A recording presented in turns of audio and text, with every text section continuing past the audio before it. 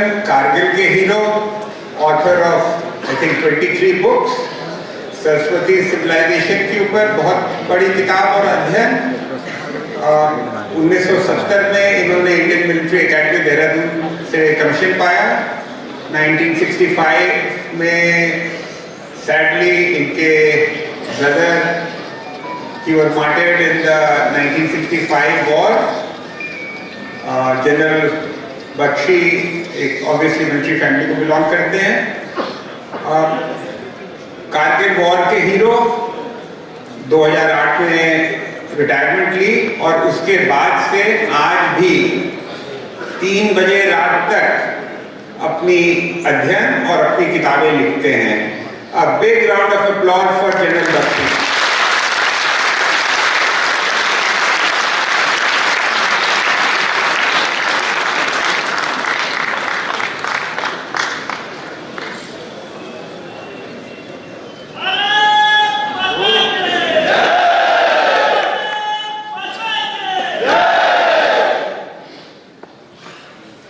आदरणीय मंच, काशी विश्वनाथ की पवित्र पावन नगरी के देवियों और सज्जनों, आपके सम्मुख खड़े होकर चंद शब्द कहने का ये जो स्वर्णिम सुअवसर मुझे प्राप्त हुआ है, उसके लिए मैं आयोजकों का बहुत बहुत आभार व्यक्त करना चाहता हूं। आज जब ये विचार गोष्ठी का प्रारंभ हुआ तो हमने एक शंख ध्वनि सुनी। ठीक वैसी शंख ध्वनि जैसी महाभारत के युद्ध के पहले गूंज गई थी आसमान। देवियों और सज्जनों, वो शब्द ध्वनि सुनकर मेरे मन में एक विचार कौंध गया। तब महाभारत के पहले ये शब्द ध्वनि हुई थी और आज एक सैनिक की हैसियत से मैं आपको कहना चाहता हूं कि इस कलयुग की महाभारत आपके सर पे है। आप सुन रहे हैं क्या कह रहे हैं? इस कलयुग की महाभारत आपके सर पे मंडरा रही है। कर्म हम सबको करना, आप कर्म से मुंह मोड़ नहीं सकते। अब बातों से आगे हमें कर्म की ओर जाना। बहुत ध्यान से सुनिए जो मैं कहने वाला हूं। अभी तक इस विचार गोष्ठी का पूरा जो हमारा केंद्र रहा है वो आंतरिक सुरक्षा पर है। लेकिन आंतरिक सुरक्षा को जो बाह्य सुरक्षा है, जो एक्सटर्नल सिक्योरिटी है, उसके परिप्रेक्ष्य से आप अलग नहीं कर सकते। आप अलग नहीं कर सकते। देखिए, बहुत ही दैवयोग की बात है कि ये विचार नगरी, ये विचार गोष्ठी भगवान श्री काशी विश्वनाथ की पवित्र पावन नगरी में एक बड़े खास समय पर हो रही है। जबकि युद्ध के बादल आपके सर पर मंडरा रहे। आंतरिक सुरक्षा और जटिल हो जाती है और संकीर्ण हो जाती है जब वहां का खतरा आंतरिक खतरे के साथ मिले। जनरल फ्रैंको कहा करता था, मेरे 4 बड़े दस्ते दुश्मन की राजधानी की ओर जा रहे हैं और 5वां दस्ता वहां से उठ के पीछे से वार करेगा। इसको बोलते थे 5th कॉलम। जैसे हम बातचीत कर रहे हैं, अभी बताया कि मैं 3-3 बजे रात तक जाग रहा हूं, इसलिए कि बड़े अच्छे संकट और इम्तिहान की घड़ी आ रही है। आपको तैयार होना पड़ेगा। आप इससे मुंह नहीं मार सकते। और माफ कीजिए, आप जैसा नहीं कर सकते। आप सुन रहे हैं क्या कह रहा हूं? आप चरखा काट कर दूसरी गाल आगे करकर ये सच्चा नहीं कर सकते।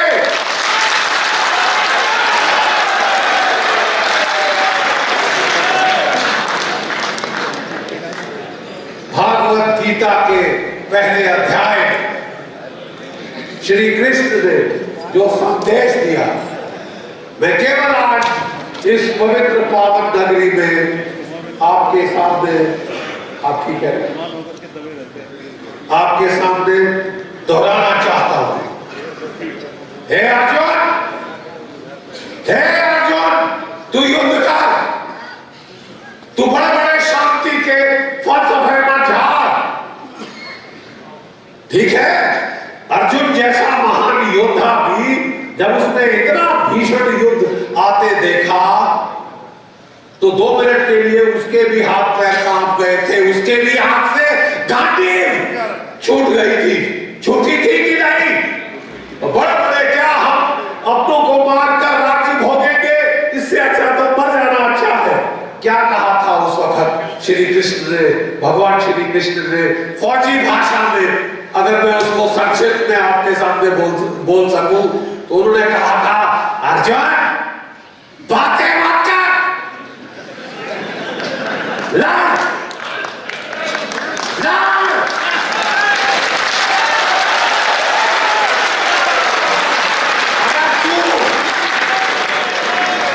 अगर तू इन्हें नहीं मारेगा तो ये तेरे को मार डालेंगे, बेरहमी से तेरा कत्ल कर देंगे। और अगर तू इनको मारेगा तो यश कमाएगा, तू अपना कर्तव्य पूरा करेगा, कर्तव्य का पालन करेगा। देवियों और सज्जनों, जैसे हम ये बातें कर रहे हैं, अफगानिस्तान में युद्ध चल रहा है। विनाशाय दुष्कृता, विनाशाय दुष्कृता।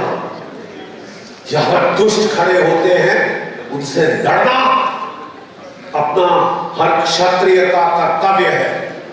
मैं तो बोलूंगा हर भारतीय का कर्तव्य है, हर इंसान का कर्तव्य है। जहां औरतों को कोड़े मारे जा रहे हैं, जहां औरतों को कोड़े मारे जा रहे हैं, पत्थरों से मार मार कर उनकी जान ली जा रही है, चीख रही है वो औरतें। अब वो आर्तनाद आपको सुनाई दे रहा है, आप कानों में उंगलियां डाल लेंगे तो वो खत्म नहीं होगा। जैसे हम बात कर रहे हैं, संकट के बादल वहां घिर गए। ठीक है साहब, चीन और पाकिस्तान ये दो आपके दुश्मन जमाने से, अब उसमें तालिबान जोड़िए, अब उसमें तुर्की जोड़िए। तुर्की अपना बेस बागराम पे बनाना चाहता। तुर्की 3000 सीरियन जो है आतंकवादी वो तैयार कर रहा है कि वो जम्मू और कश्मीर में घुसे। आप सुन रहे हैं मैं क्या कह रहा हूं? वो आपसे युद्ध करना चाहता है। वो जो एर्दोगान है वो अपने आप को खलीफा बताना चाहता है, और खलीफा बता के ये सारी ताकतें मिलकर, जैसे महाभारत में 18 अक्षौणियां लेके चढ़ गए थे कौरव पांडवों के ऊपर, वैसे अक्षौणियां इकट्ठी हो रही हैं जैसे हम बात कर रहे हैं। जो भी इंटरनल सिक्योरिटी की बात की गई है वो खतरा और भी संकीर्ण हो जाता है। जब आप देखें साहब, एक तो खतरा घर में था ही था, लेकिन आप चारों ओर तकरीबन आपके बादल आ रहे हैं। चीन की नेवी दक्षिण पूर्व एशिया से आगे बढ़ के हिंद महासागर में आ रही है। बेस उसने बना लिया है म्यांमार में, श्रीलंका में, ग्वादर पश्ती में, पाकिस्तान के अंदर, और वो जो है अफ्रीका के हॉर्न ऑफ अफ्रीका जिबौटी में भी उसका बेस है। चारों तरफ से चक्रव्यूह बन रहा है। अगर हमें मालूम नहीं, हम आनंद में, आप धोखे में, आप भारी धोखे में, आपके ऊपर आफत आ रही है, आपको लड़ना होगा, आपको युद्ध करना होगा, आपको पुरुषार्थ करना होगा। बातें नहीं, अब पुरुषार्थ का समय आ गया। क्या हमको भयभीत होने की जरूरत है? क्या हमारे चेहरे फीके पड़ जाने चाहिए? बकवास। 1.4 अरब भारत की आबादी है। 1.4 अरब चीन की आबादी से ज्यादा है आपकी आबादी। ये खुशखबरी सुन ली आपने? इस काम में हम अच्छे हैं। 1.4 अरब आबादी है और दुनिया की यंगेस्ट सबसे युवा आबादी है। 50% भारतीय 25 वर्ष की आयु के नीचे है। अगर आज फौज खड़ी करनी है तो हम दुनिया की सबसे बड़ी फौज खड़ी कर सकते हैं। और ऐसे हमारी सेकंड लार्जेस्ट आर्मी है दुनिया में, नंबर 2 केवल चीन की आर्मी हमसे बड़ी। ये ऐसे ही कई लोग कह रहे हैं कि घटा दो घटा दो घटा दो, बढ़ाओ।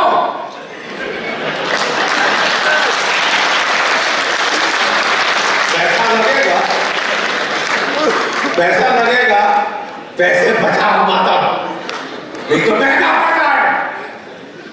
सुन रहे में क्या कह रहा हूं? इस वक्त आपने पैसे बचाए, आप रहोगे नहीं,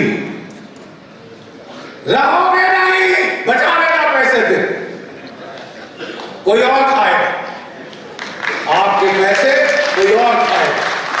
अब वक्त है कि हम अपनी सरकार के साथ इकट्ठे खड़े हो। अब वक्त है कि हम युद्ध की तैयारी करें। हम अगर बलिदान देने की जरूरत पड़ती है तो बलिदान की तैयारी करें। जो हथियार उठा सकते हैं ऐसी ताकतों के खिलाफ वो सशस्त्र सेनाओं में जाए, हथियार उठाए। और जो हथियार नहीं उठा सकते, ये आप जानते हैं किसने कहा है? अहमद मसूद ने कहा, अफगानिस्तान में कहा है, जो हथियार उठा सकता है इन हैवानों के खिलाफ वो हथियार उठाए, जो हथियार नहीं उठा सकता वो आवाज उठाए।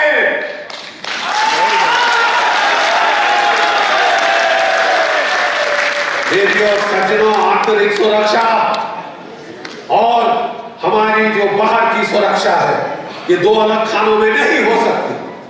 जब बाहर के ऊपर इतने खतरे आ रहे हैं तो आंतरिक सुरक्षा और गंभीर हो जाती है और पेचीदी हो जाती है। ये बहुत विपदा का समय है। हर युगांत में महाभारत का, कलयुग का अगर अंत हो रहा है तो महाभारत निश्चित है। आप इससे बच नहीं सकते, हजार कोशिश कर लो, जाओ जिस बिल में छोड़ना चाहते जाओ, लेकिन तुमको लड़ना पड़ेगा, क्योंकि भगवान श्री कृष्ण कह रहे हैं, हे अर्जुन युद्ध कर अर्जुन, खड़ा हो जा, उद्देश्य बाहर। आप समझ रहे हैं मैं क्या कह रहा हूं? आपके ऊपर विपदा आ रही, चुनौती आ रही, लेकिन हमारे पास उतनी ताकत है कि हम इन चुनौतियों का सामना कर सकें। हर चुनौती मौका भी होती है, हर चुनौती मौका भी होती है। Great civilisations arise in response to great challenges from the natural और सोशल एनवायरनमेंट। बड़ी बड़ी सभ्यताएं तभी खड़ी होती हैं जब उन्हें भारी चुनौतियों का सामना करना पड़ता है। वो मजबूर करती हैं उन्हें खड़े होने के लिए। जो बैठे हैं वो खड़े हो जाए, जो बैठे हैं वो तभी खड़े होंगे जब कोई तलवार लेके सामने से आएगा, और एक नहीं बटालियन तलवारें लेके आपकी तरफ आने वाली। चीन, पाकिस्तान, तालिबान, तुर्की, सुन लिए चार। और जब ये चार बाहर से हमला कर रहे होंगे तो हमारे घर के अपने माओवादी, हमारे घर के अपने जिहादी ये पीछे से वार कर रहे हैं। अगर आप नहीं लड़ोगे तो रहोगे नहीं, अगर आप नहीं लड़ोगे तो रहोगे नहीं। अगर आप दूसरी गाल आगे करोगे तो खोपड़ा धड़ से अलग हो जाएगा।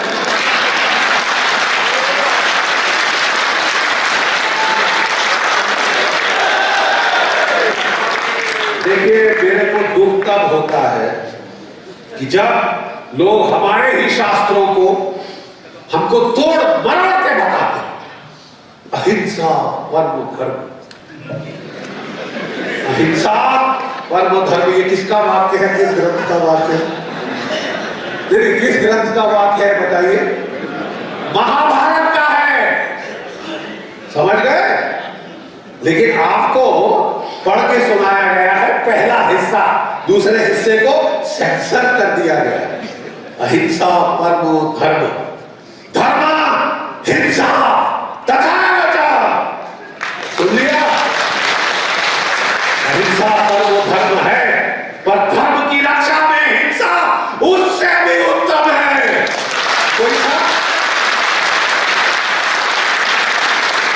कहते हैं कोई सा है तुम्हें, उससे भी उत्तम है कि धर्म की रक्षा के लिए आप शस्त्र उठाएं और न डराओ, अरिसाओ, जब जाए लड़ो, निश्चय कर अपनी जीत करो।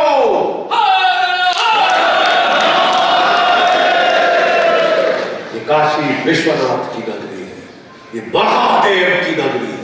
महादेव से बड़ा योद्धा कोई नहीं, जो पूरे विश्व का विनाश कर सकता है केवल ये नेत्र खोलने से। ये नेत्र, ये दो नहीं, ये। और वो नेत्र खुलने का जब समय आएगा आप लोग उसका माध्यम बने। भारत की जनता बता देगी कि हमने वहां सह लिया। 8 सदी हमने जो है आक्रमण पे आक्रमण सहे। 8 सदी हमारे शहर जलाए गए, 8 सदी हमारे गांव के लोगों के सर काट दिए गए हैं, हमारे मंदिर तोड़े गए हैं, हमारी औरतों की इज्जत लूटी गई है, उन्हें वेश्या बाजारों में जाके बेचा गया है, काबुल में, कंदहार में, बुखारा में, सामरकंद में। और आपने क्या सीखा? अहिंसा परमो धर्म। अगर आपने ये सीखा तो एक फौजी की भाषा में और एक पंजाबी की भाषा में फेंटे बूते जाओ चुल्लू और पानी में जाके डूब मरो। अगर अभी भी समझ नहीं आया तो कब समझोगे? इसीलिए आज का जो मैंने शंखनाद सुना काशी विश्वनाथ में तो मेरे रोंगटे खड़े हो गए, सहर गई पीठ, रोम प्रफुल्लित हो उठा कि काशी विश्वनाथ से ही ऐसा शंखनाद पूरे भारतवर्ष में जाना चाहिए।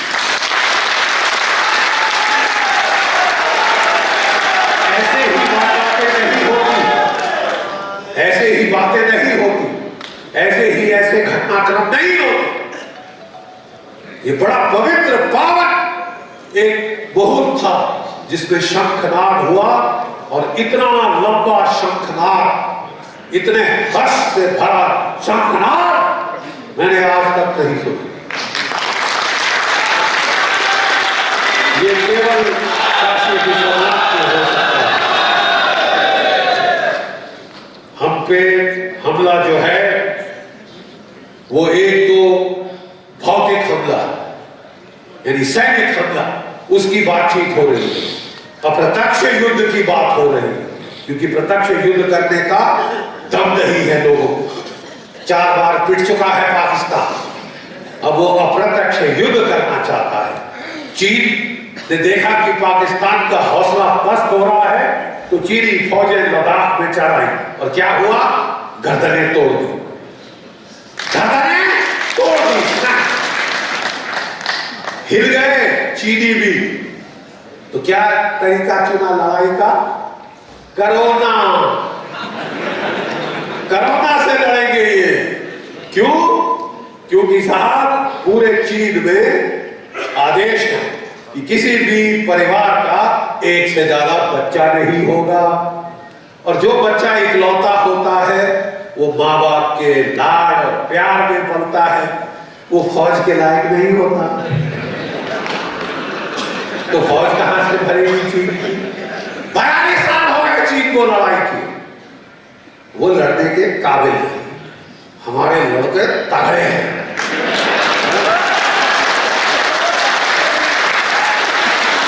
हमारे जाट, सिख, मराठा, राजपूत, गढ़वाली, कुमाऊनी, अरे तगड़ी हड्डी हमारे लड़के हैं, सख्त हड्डी वाले। इनसे जब लड़ना पड़ा तो धुएं निकल गए, धुएं निकल गए था। तो अब वो कोरोना से लड़ेंगे। कोरोना जैसी 2500 वायरस और चीन की वुहान लेबोरेटरी में। और क्या आप जानते हैं कि चीन ने पाकिस्तान में एक इंस्टीट्यूट ऑफ वायरोलॉजी खोली है, ताकि पाकिस्तान आपके ऊपर अगला हमला वायरस से, वेपनाइजिंग द वायरस। अभी तक तो दुनिया ने दूसरी तरफ मुंह किया कि यार चीन बड़ा देश है, चीन की ताकत बड़ी है, कौन पंगा लेगा। चाचा बाइडेन की भी हालत पतली हो गई, चाचा बाइडेन की भी हालत पतली हो गई। चाचा बाइडेन की एक और खसूसियत है कि उनको पाकिस्तान से बेहद प्यार, मोहब्बत है पाकिस्तान से, क्योंकि जब वो वाइस प्रेसिडेंट थे वो पाकिस्तान गए और पाकिस्तान ने अपना जैसे हमारा भारत रत्न होता है ना, वैसा अवार्ड, हाईएस्ट अवार्ड उनको दिया। तब से उनका तो वो बस वो हो गए पाकिस्तान, और अब वो पाकिस्तान को पूरा सपोर्ट देना चाहते हैं, चाहे भारतवर्ष का इसके अंदर बुरे हाल हो, उनको 2 कौड़ी की परवाह नहीं। वो कहते हैं I don't care, we care. हमको तकलीफ है साहब, क्योंकि ये 2% का मुल्क जिसको हम 4 बार हरा चुके हैं, ये भतीजा मुल्क जिसे हम 4 बार हरा चुके हैं, एक बार तोड़ चुके हैं 2 टुकड़ों में, ये फिर उछल रहा है, क्योंकि अब इसके साथ कूद गए हैं चीन, तुर्की, तालिबानी। तो ये सोच रहा है साहब अब जो कौरवों की 18 अक्षौहिणी सेना खड़ी हो गई, पांडवों को रगड़ गई। उनकी 11 थी ना और 18 थी कौरवों की, तो ये वही समीकरण हो रहा। लेकिन क्या हुआ था साहब कौरवों का, क्या हुआ था? कौरव ज्यादा फौज थी ना, चीन भी साथ था, पाकिस्तान भी था, तुर्की भी था, तालिबानी भी थे। 100 सोनार की एक लोहार, और लोहार तब होता है जब आप इस तरह इकट्ठी मुट्ठी करेंगे तो दांत टूटेंगे। एक तो हमला है आपके ऊपर भौतिक, दूसरा है जैविक युद्ध, और तीसरा है वैचारिक युद्ध। अमेरिका में जैसे अभी गुरुजी बता रहे थे, एक सेमिनार विचार गोष्ठी हुई जो अमेरिका की 45 यूनिवर्सिटी इकट्ठी होके आपके खिलाफ करना चाहती। ठीक है साहब, यहां तालिबान के हम दुनिया हथकंडे देख रही है, बच्चों के साथ बदसलूकी, औरतों को कोड़े मारना, चीख चिल्लाहट, हतरात वहां पे हो रहा है। लेकिन दुनिया को क्या याद आ रहा है? हिंदू तालिबान। सुनिए जरा, कान की मैं निकाल लीजिए, हिंदू तालिबान। वो तालिबान तो कुछ नहीं, आप उनके खिलाफ कुछ बोले, इस्लामोफोबिया, कुछ बोले तो इस्लामोफोबिया, हिंदुओं को बेइज्जत करो। वो कहते हैं ना, give the dog a bad name and then kill him, कि कुत्ते को गाली दो फिर उसको मारो। ये देखिए आपके खिलाफ चौतरफा युद्ध चल रहा है, चक्रव्यूह आपके चारों तरफ बन रहा है। अब चक्रव्यूह को तोड़ने के तरीके, जब अभिमन्यु सुभद्रा की कोख में था तब श्री कृष्ण बता रहे, ठीक है साहब, आप लोग सोइए मत, आप लोग सोइए मत, सुनिए, क्योंकि उसकी मां सो गई थी आधे में, इसलिए अभिमन्यु मारा गया। अब समझ रहे हैं मैं क्या कह रहा हूं? बहुत गूढ़ चीज कह रहा हूं। अगर हम सो जाएंगे, खतरे को भूल जाएंगे, तो हम पछताएंगे, हम पछताएंगे। मैं आपको कहना चाहता हूं एक गुरु मंत्र, फाइट फॉरवर्ड, आगे बढ़ो। ये पानीपत का सिंड्रोम, प्लीज ध्यान से सुनिए मैं क्या कह रहा हूं और आवाज उठाइए कि हम पानीपत में नहीं लड़ेंगे दिल्ली से 150 किलोमीटर दूर, हाँ अफगानिस्तान में लड़ेंगे,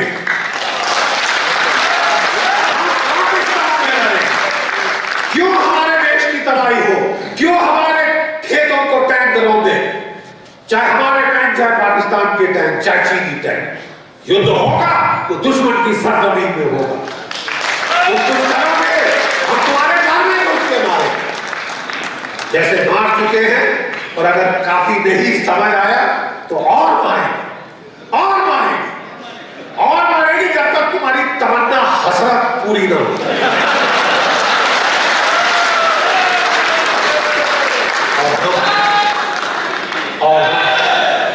और हम चरखा नहीं खाते। रेडियो सज्जनों, मैंने आपसे जो है ये बताने की कोशिश की है, ये जो दुश्मन आप आने वाले दिनों में देखेंगे वो लाइन ऑफ कंट्रोल के पार इतना नहीं आए। पता क्यों? क्योंकि वहां हमने फेंस बना रखा है, वहां हमारी फौजें पूरी तरह तैनात है। तुम आज सालों तुम्हारे लाशों के कालीन बिछा देंगे, तुम आगे देखो उधर। तो ये कहां से आएंगे? ये मस्कत से आएंगे। आप समझ रहे हैं? यहां के लोगों को जो बहका कर मस्कत ले जाया जा रहा है, वहां से किश्तियों में इनको लाके कराची के पास थट्टा कैंप में लाया जा रहा है। थट्टा कैंप जानते हैं कौन सा वाला कैंप है? बताइए, थट्टा कैंप की क्या खसूसियत है? अजमल अमीर कासम वहां ट्रेन हुआ था 26/11 में, वो फिर कैंप खोल दिया गया, वो फिर मुंबई करना चाहते। आपके लोगों को बहका कर नेपाल ले जाया जाए, बांग्लादेश ले जाया जाए, श्रीलंका ले जाया जाए, भारतीय पासपोर्ट वहां धरवा लेंगे, पाकिस्तानी पासपोर्ट वहां की एम्बेसी इशू करेगी, ताकि आपके रिकॉर्ड पे, चिट्ठे पे कोई विदेश का नाम ना आए। आपको ट्रेनिंग पाकिस्तान भेजा जाएगा, चाहे मस्कत के जरिए, ओमान के जरिए, किसी भी ऐसे मुल्कों के जरिए वहां ट्रेनिंग देंगे, फिर वापस मस्कत, ओमान, वापस नेपाल, वापस बांग्लादेश, और आपका भारतीय पासपोर्ट आपको वापस दे दिया जाएगा। आप सुन रहे हैं मैं क्या कह रहा हूं? आपका क्या कर्तव्य है? आंख कान खोल के रखिए। इजराइल में वो क्या, उन्होंने एक एक्सपेरिमेंट किया, एक छोटा सा बक्सा लाके रोड पे रख दिया। अब यहां बक्से पड़े रहते हैं ना साहब, कोई रिपोर्ट करता है, लोग उसके दाएं बाएं होते पिघल जाते हैं। जैसे ही इजराइल में वो बक्सा रखा गया सड़क के किनारे, 50 फोन कॉल उनके पुलिस स्टेशन आ गए, साहब वो जरा देखो क्या है, वो क्या बक्सा है, उसके अंदर क्या है, वो क्या पैकेज है, वो पोस्टल गाड़ी से गिरा है, कोरियर से गिरा है, या असली कोरियर पैकेज आया है पाकिस्तान से। मतलब हर सिटीजन को इस जंग में शरीक होना पड़ेगा। आप आंख कान है अपनी सरकार के, अपनी फौज के, अपनी पुलिस के। आप प्लीज युद्ध के लिए तैयार हो जाइए, तभी काशी विश्वनाथ की पवित्र पावन नगरी में शंखनाद बज चुका है।